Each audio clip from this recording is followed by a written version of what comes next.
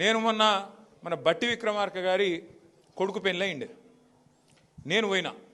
ఆయన పిలిచిండు విక్రమార్క గారు, మర్యాదకు పిలిచిండు కాబట్టి ఇంట్లో శుభకార్యాలు ఉన్నాయి, ఎవరైనా చచ్చిపోయినా అక్కడ రాజకీయం ఏముంటుంది, పోతాం కదా. పోయినాం. పోతే మీరు నమ్మరు నేను చెప్పేది, పోతా అని నాకే తెలియదు గంట ముందు దాకా. మేమందరం అక్క నేను అందరం నాగోల్లో ఉన్నాం. మేము పోయి కారు దిగి మళ్ళీ కారు ఎక్కే లోపల ఒక 15-20 నిమిషాలు పట్టింది పైకి పోయి మళ్ళీ వెనకకి రానికి. నేను ప్రామిస్ చెప్తా ఉన్నా, నేను కూడా ఊహించలేదు.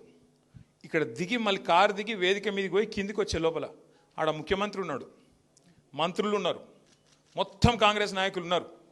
కనీసం ఒక 100-150 మంది కాంగ్రెస్ కార్యకర్తలు చేతిలో చేసి, అన్న వస్తున్నది మీ గవర్నమెంటే, అన్న వచ్చేది మీ గవర్నమెంటే.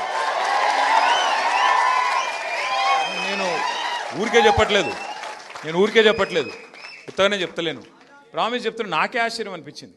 కారులో ఎక్కిన తర్వాత నా వెనకాల ఒక శాసనసభ్యుడు ఉండే, ఆయన అన్నాడు, అన్న రేవంత్ రెడ్డి ఈ వీడియో చూస్తే మాత్రం ఊరేసుకుంటాడు అన్న అన్నాడు. అరే నిజంగా నాకు అర్థం కాల.